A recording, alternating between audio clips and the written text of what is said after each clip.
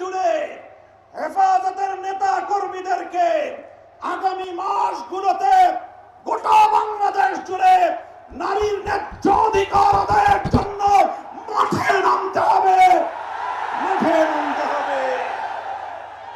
আমরা পরিষ্কার ভাষায় বলি, বাংলাদেশের স্বাধীনতার 53 বছরের মাথায় এসে সংবিধান সহ রাষ্ট্রের ব্যাপক সংস্কার কার্যক্রম শুরু হয়েছে।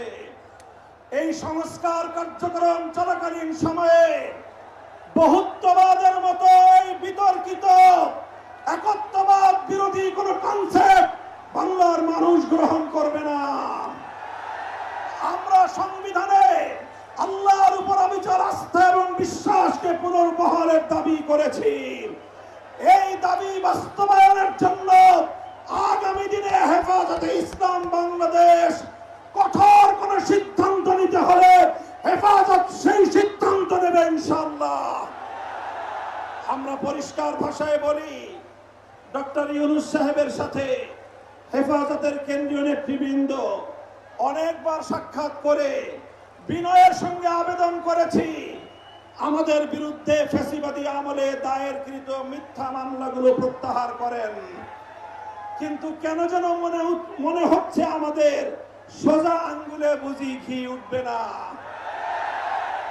প্রফেসর ডক্টর ইউনূস সাহেব, আপনি কি সে কথা ভুলে গিয়েছেন? এই সেদিনও আদালতের পাড়ায় আপনি আমাদের সঙ্গে পাড়ায় পাড়ায় ঘুরতেন, আদালতের অলিতে গলিতে ঘুরতেন।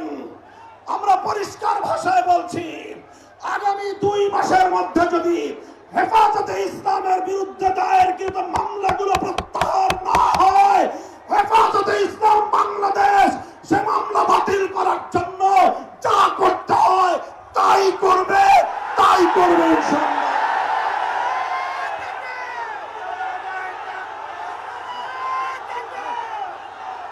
আমরা পরিষ্কার ভাষায় বলছি, জঙ্গি নাটকের মামলা সাজিয়ে আল্লাহর নবীর প্রকৃত উম্মত, নবী প্রেমিক উম্মত যাদেরকে কারাগারের 4 দেয়ালে বন্দী করে রাখা হয়েছে, যারা নবীর দুশমনদের বিপক্ষে পদক্ষেপ নিয়েছে, তারা গোটা উম্মতের কাছে হিরো, তারা গোটা উম্মতের হৃদয়ের মণি, চোখের মণি, হৃদয়ের প্রশান্তি। সেই সকল কারাবন্দী মজলুম নবী প্রেমিকদেরকে অবিলম্বে মুক্তি প্রদান করতে হবে। আমরা বলছি, আমরা ফিলিস্তিন ইস্যুতে গাজাবাসীর পক্ষে জায়নবাদী ইসরায়েলের আগ্রাসন এবং গণহত্যার বিরুদ্ধে গোটা বিশ্ববাসীর সঙ্গে আমরা সহমত। বাংলাদেশের মাননীয় সরকার প্রধান উপদেষ্টাকে আমরা বলি, আপনি আন্তর্জাতিক ব্যক্তিত্ব, বিশ্ব অঙ্গনে আপনি গাজাবাসীর পক্ষে ভূমিকা পালন করুন। সারা দুনিয়ার মানুষ গাজাবাসীর পক্ষে দাঁড়িয়েছে। সুদূর এই সবুজ বাংলার চত্বর থেকে আমরা সংহতি জানিয়েছি, কিন্তু আমাদের আরো বড় দায়িত্ব এবং কর্তব্য দাঁড়িয়েছে আজ আমাদের প্রতিবেশী রাষ্ট্র ভারতের মুসলমানদের পক্ষে আওয়াজ উচ্চারণ করা, তাদের পাশে দাঁড়ানো। মুসলমানদের নিপীড়িত জনপদ, রক্তস্নাত ভূস্বর্গ কাশ্মীরকে আজ গুজরাটের কসাই একটি নরকে পরিণত করেছে।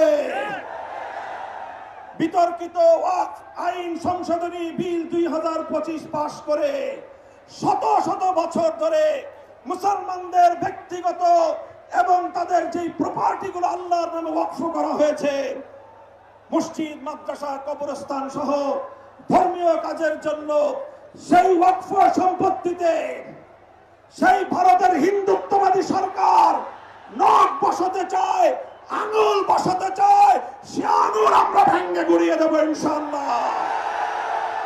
আজ হেফাজতের এই গণসমুদ্র থেকে আমি ভারতের নিপীড়িত, নির্যাতিত মজলুম মুসলমানদেরকে আহ্বান জানিয়ে তাদেরকে আমরা আশ্বস্ত করতে চাই, ভারত জুড়ে তোমরা নরেন্দ্র মোদীর বিরুদ্ধে আন্দোলন গড়ে তোলো।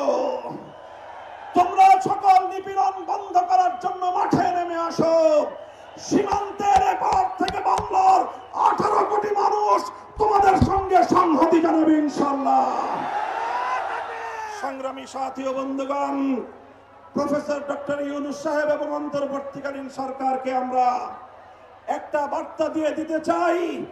মনে রাখবেন, ৭১ সালে এদেশের মুক্তিযোদ্ধারা বলেছিল আমরা পিন্ডির গোলামীর জিঞ্জির ছিন্ন করেছি, দিল্লির গোলামি করবার জন্য নয়। আজ 2024-এর জুলাইয়ের স্বাধীনতা সংগ্রামের পর আমি বলতে চাই, আমরা দিল্লির দাসত্বের শৃঙ্খল থেকে মুক্ত হয়েছি, নিউ ইয়র্কের গোলামি করবার জন্য নয়। যদি বাংলাদেশকে ওয়াশিংটনের দাস পরিণত করবার কোন পায়তারা করা হয়, আর যদি হিউম্যানিটারিয়ান করিডোরের নামে আমার বাংলাদেশের বুকের উপর দিয়ে যদি বাংলাদেশের সার্বভৌমত্ব স্বাধীনতা হরণ করবার জন্য আমার স্বাধীন জনপদের 1 ইঞ্চি মাটি কেড়ে নেওয়ার জন্য যদি এই অপতৎপরতা চালানো হয়, চলমান এই অপতৎপরতা যদি বন্ধ না করা হয়, তবে আমি সারা দেশের দেশপ্রেমিক জনতাকে উদাত্ত আহ্বান জানাবো, যুদ্ধের প্রস্তুতি নাও, দেশের জন্য যুদ্ধের প্রস্তুতি নাও।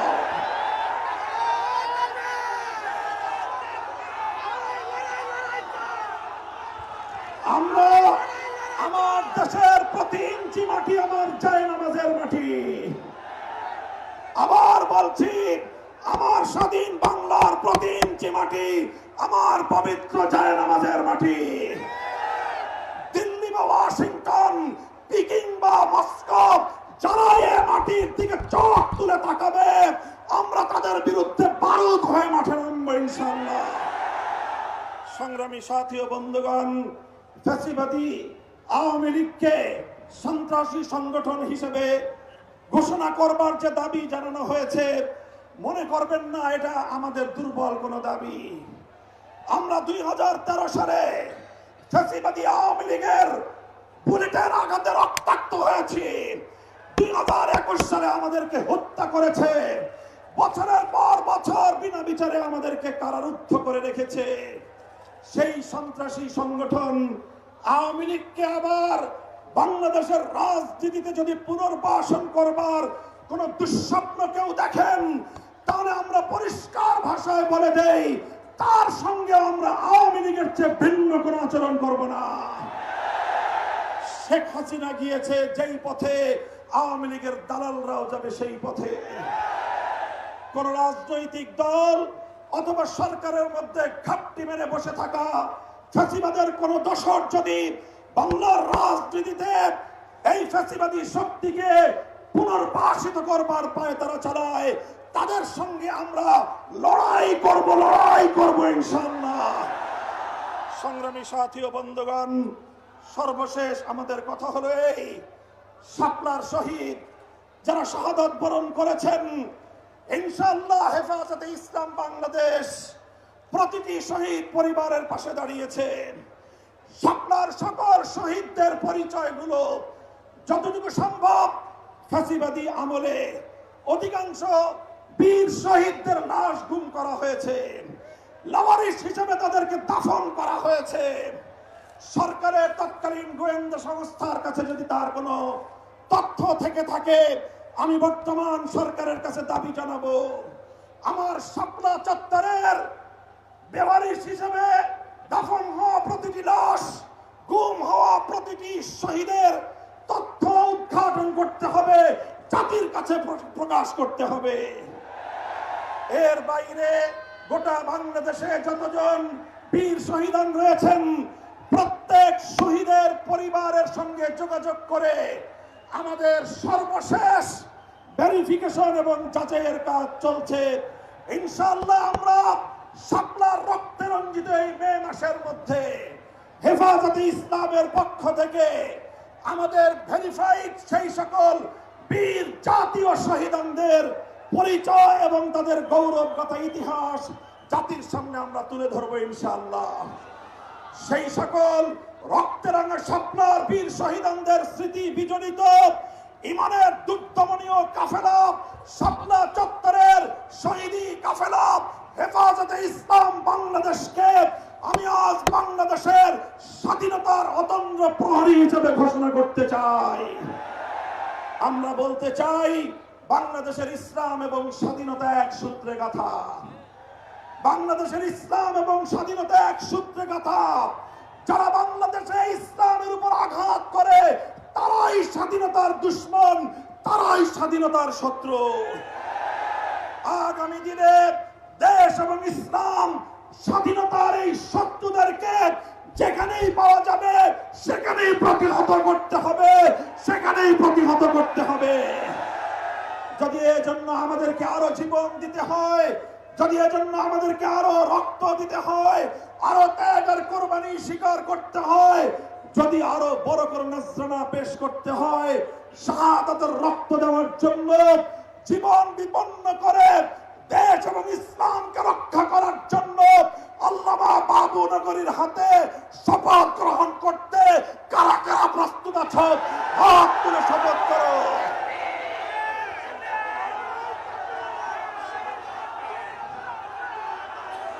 ইনশাআল্লাহ, ইনশাআল্লাহ আমার জায়নামাজের মাটি, বাংলাদেশের প্রতি ইঞ্চি মাটি সংরক্ষিত থাকবে।